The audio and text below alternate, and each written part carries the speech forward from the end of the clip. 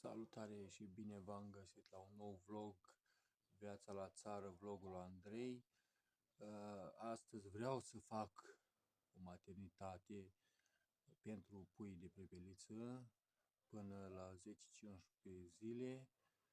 Nu o să vă țin cu cum fac bucățică cu bucățică, pentru că durează mult și nu vreau să vă plictisesc. Așa că o să vă arăt pe etapă, pe bucăți, cum fac. Pasul 1, care va fi un pic de muzică ca să meargă treaba mai bine.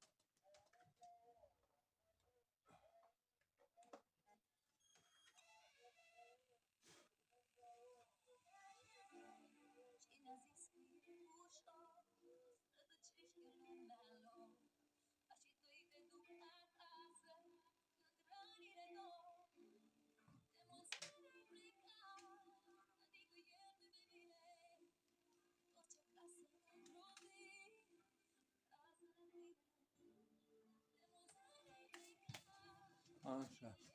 Pasul 2, să măsurăm scândurile din ce facem. Să facem scheletul și o să revin când e gata scheletul făcut să vă arăt.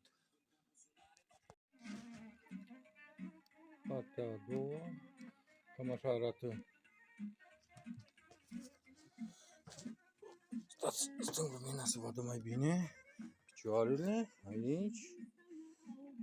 El o să vină drept. Aici găuri foarte mici să nu strupă picioarele. Și acum o să continuăm următoarea parte. Revenim cu următorul perete când îl fac.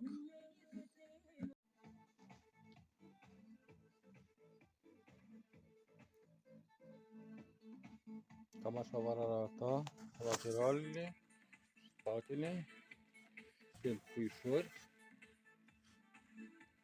De acum trebuie să fac acoperișul, partea din față, asta va fi partea din față, asta. Trebuie să prind să-l mai întăresc. Aici am lăsat mici găurele, nu o treabă să nu-și pasă și cu căruțele. Asta va fi maternitate pentru pui mici, în jur de 200, cred că o să intre. Când o să fie mai mărișori, la câteva săptămâni, o să fie 150. Sunt la început, asta e prima maternitate, să vedem cum o să iasă. Revin când mai fac câte ceva la ea. Cam asta e, așa zisa mea maternitate. Asta e fața. Am pus aici, am lăsat pentru aerisirii, trebuie să mai fac, să mai pun încălzire. Aici, așa, trebuie să pun în mânier. De aici ridic. Aici partea dinăuntru.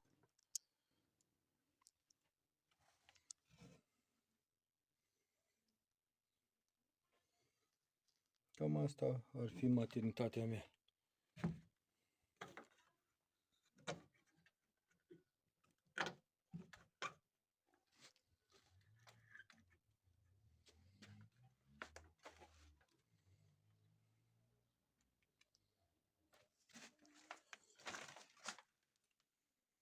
Cam așa arată. Nu ia cine știe, prima oară care fac.